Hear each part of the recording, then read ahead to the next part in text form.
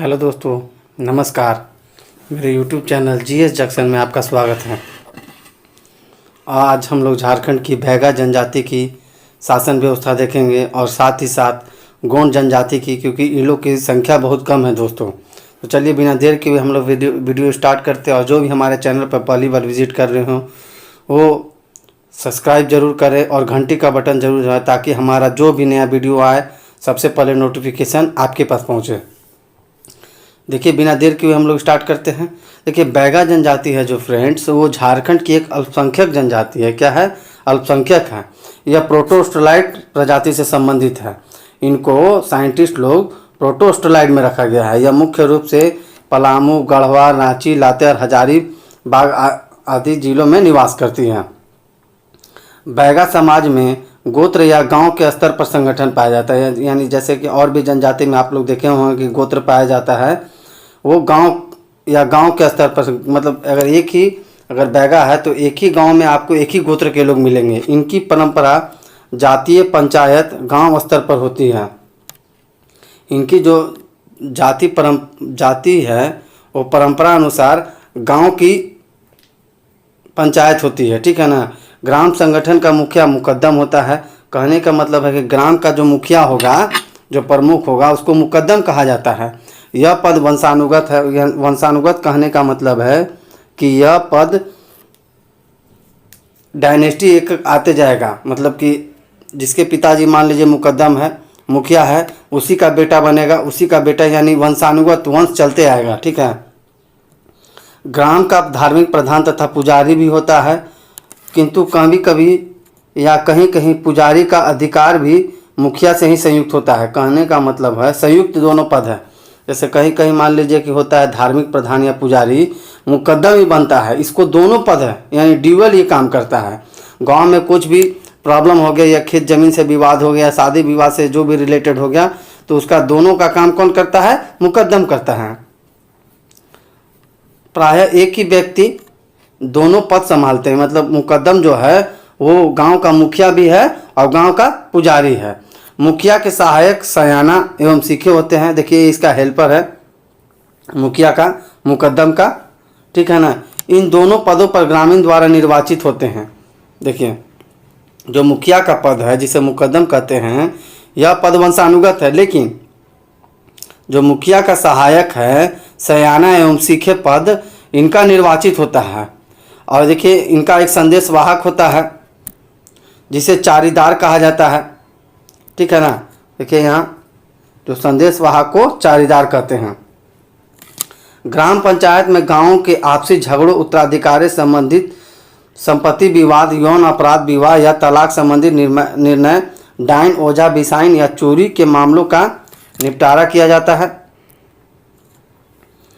देखिए ये जो है ग्राम पंचायत में है, इन लोग का जो मुकद्दम है वो जैसे कि संपत्ति के विवाद हो गया या ज़मीन का हो गया या यौन अपराध, कोई मान लीजिए किसी के साथ गलत रिलेशन रखता है, या विवाह या तलाक संबंधी निर्णय, या अगर कोई औरत को डायन घोषित करता है, वो सब का मामला कौन देखता है? तो मुकद्दम देखता है। विवाह पूर्व या विवाहेतर, मतलब कहने का मतलब विवाह से पहले और विवाह के बाद यौन संबंधों तथा जाति के बाहर संबंधी विवादों का निराकरण भी करता है। जैसे मान लीजिए कोई लड़का बैगा जनजाति का है और कोई दूसरी जनजाति से शादी कर लेता है और उसके साथ अगर गलत रिलेशन भी रखता है, तो उसका निर्णय कौन करता है? मुकद्दम करता है, उसका फैसला। समझ गए ना। दोषी या अपराधी व्यक्ति को आर्थिक जुर्माना या शारीरिक दंड भी दी जाती है। देखिए अगर कोई भी व्यक्ति दोषी पाया जाता है तो उसको आर्थिक जुर्माना यानी पैसा वैसा फाइन देना पड़ता है, या शारीरिक दंड भी दिया जाता है। पंचायत के निर्णय का सभी सम्मान करते हैं तथा उल्लंघन करने वालों को गांव से बहिष्कार कर दिया जाता है। क्या किया जाता है? बहिष्कार कर दिया जाता है। ठीक है। अब हम लोग आते हैं गोंड जनजाति की शासन व्यवस्था। देखिए गोंड झारखंड में बहुत कम संख्या में मिलते हैं फ्रेंड्स।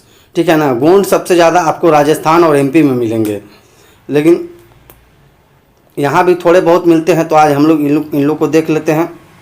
देखिए गोंड के हर गांव में गोंड जनजाति की पंचायत होती है।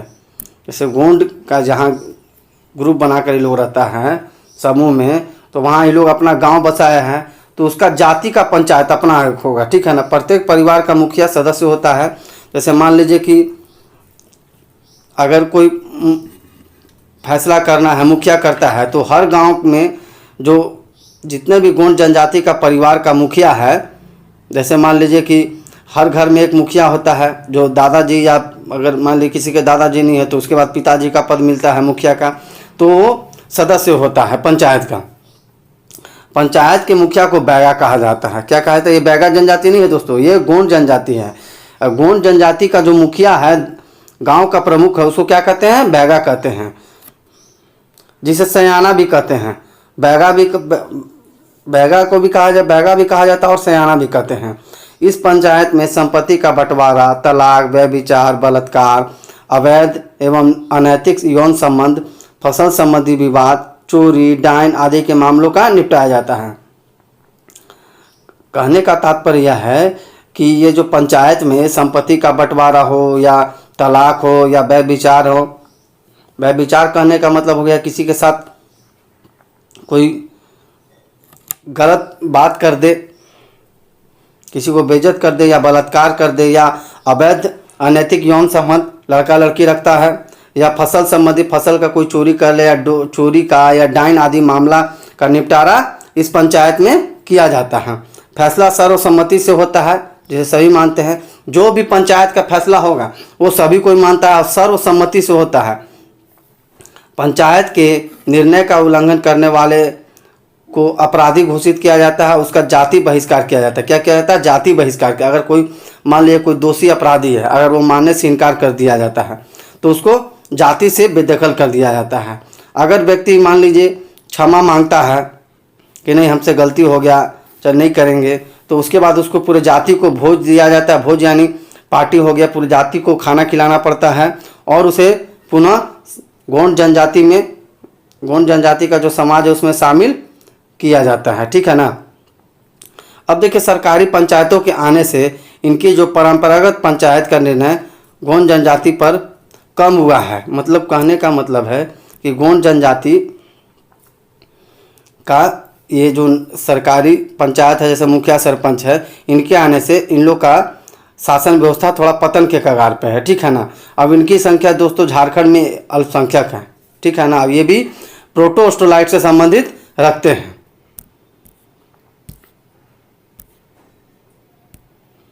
ठीक है फ्रेंड्स, आज के लिए बस इतना ही। अब हम लोग नए वीडियो के साथ आएंगे, और जो भी वीडियो को देख रहे हो वो लाइक ज़रूर करें, इससे हमारा मोटिवेशन बढ़ता है, और कमेंट ज़रूर करें ताकि हमारा जो भी कमी हो इसको हम लोग नेक्स्ट वीडियो में सुधार